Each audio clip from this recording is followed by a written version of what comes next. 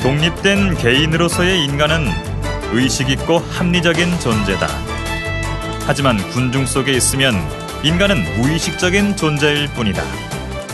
실러의 말입니다. 오늘 살펴볼 사우스시 버블은 이 말의 의미를 분명하게 보여주고 있습니다. 인간의 이성은 광기와 같은 투기 한복판에선 제대로 작동하기가 힘든 모양입니다. 우린 이러한 역사적인 사건에서 친숙한 이름을 종종 듣게 되는데요. 뉴턴 역시 뜻밖의 장소에서 만나게 되는 인물 가운데 한 사람입니다.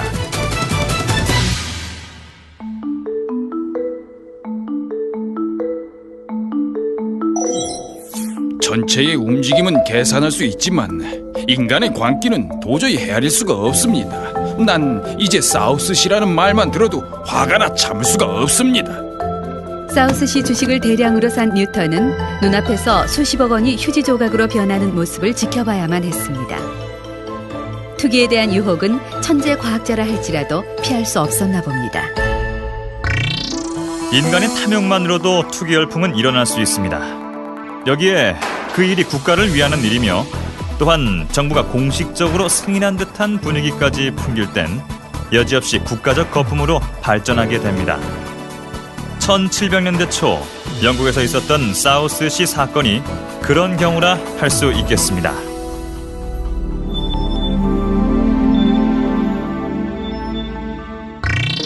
바다 건너 프랑스에서 미시시피 컴퍼니가 사람들을 투기 열풍으로 몰고 가던 1719년 가을, 그 기운은 런던에까지 영향을 미칩니다. 이제 자본은 런던에서 프랑스로 몰려갔습니다. 영국 정부에겐 대책이 필요했고 사우스시야말로 당시 가장 적절한 대안처럼 보였던 것입니다.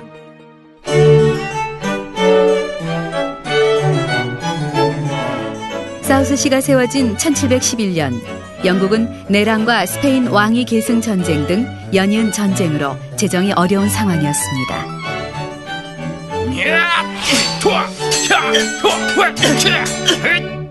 사우스시를 세운 할리 백작은 정부의 채권을 사우스시 주식으로 전환해준다는 계획을 내놓습니다.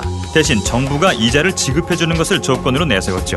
이는 애국적인 행위로 여겨졌고 국가 채무를 걱정해 국채를 떠안겠다는 사우스시에게는 사우스시 제도와 남아메리카 무역 독점권이 주어졌습니다. 사우스시의 주식은 인기를 끌 수밖에 없었습니다. 하지만 현실은 사우스시 편이 아니었습니다. 당시 남아메리카를 장악하고 있던 스페인의 필리페 5세는 영국 무역선이 자유로이 자신의 영토를 드나드는 것을 허락할 생각이 없었습니다. 1년에 한 번 페루와 칠레, 멕시코에 갈 수 있다는 계약이 맺어졌지만 실제 교역은 1717년에서야 이루어졌습니다. 사실상 사우스시가 남아메리카와의 교역에서 얻은 이익은 전무하다고 할 수 있겠습니다. 사우스시가 이익을 낸 분야라고는 노예무역밖에는 없었습니다.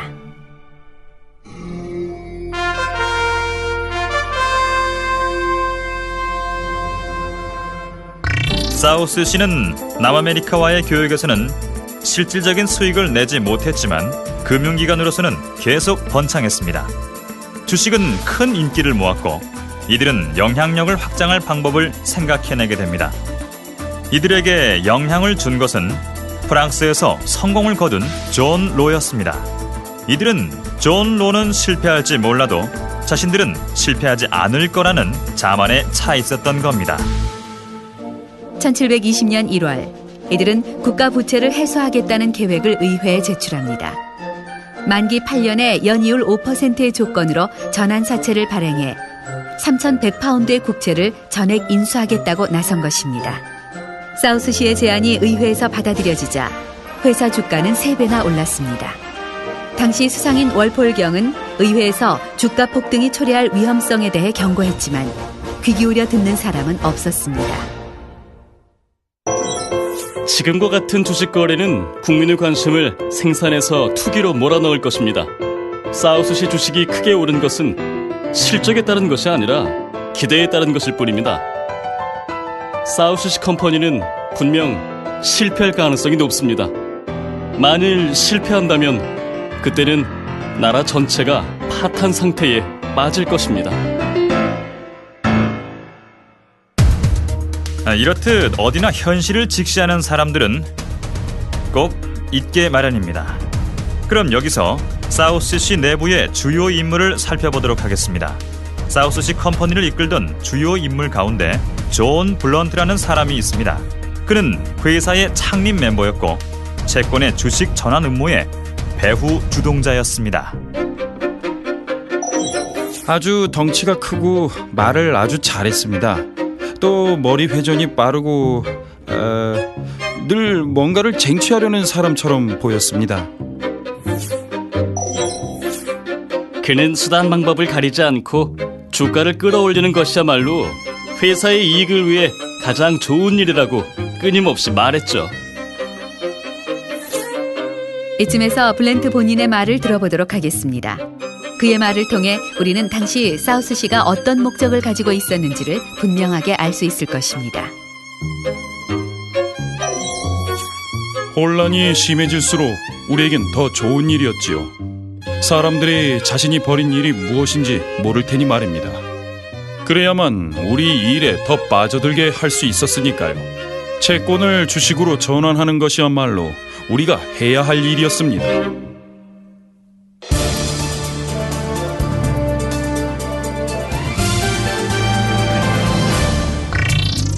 투기 열풍은 귀족과 서민을 가리지 않았습니다. 모든 국민이 주식 중개인이 된 것 같았죠. 주식 거래소는 언제나 붐볐습니다. 사우스시뿐만 아니라 다른 사업 기획에도 투자자들이 몰려들었습니다. 매일 아침 저녁으로 새로운 사업 계획이 발표되었습니다. 물론 현실적이고 괜찮은 계획도 있었지만 대부분은 터무니없이 비현실적인 것들이었죠.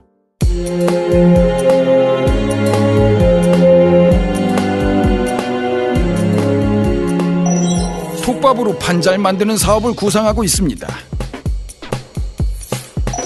모든 영국인들에게 장례식을 치러주겠습니다. 자체 무게 힘으로 영구적으로 돌아가는 바퀴를 생산하는 사업을 할 예정입니다. 이렇듯 황당한 계획을 내세운 회사에도 주식을 사려는 사람들이 몰려들었습니다. 이들 가운데는 오른 주식을 팔고는 다음날 바로 회사 문을 닫는 경우도 있었습니다. 이 가운데 가장 황당한 회사 하나를 소개하도록 하겠습니다. 우리 회사는 엄청난 이익을 올릴 수 있는 회사입니다.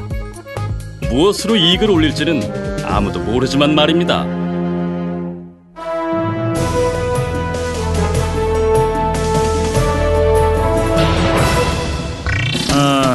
주식 시장이 과열되면서 투자자들의 돈을 끌어들이려는 경쟁은 더욱 치열해졌습니다.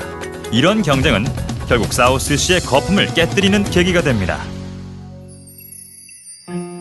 1720년 6월 초 사우스시의 주식이 오를 만큼 올랐다는 생각이 퍼지자 주식을 팔려는 사람들이 많아졌고 당연히 주가는 크게 떨어졌습니다.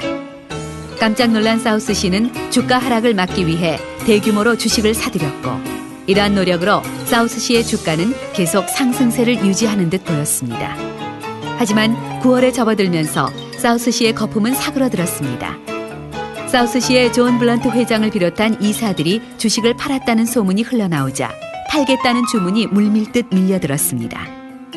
사람들은 계속해서 주식을 팔아댔고 연말이 되자 사우스시의 주식은 폭락했습니다.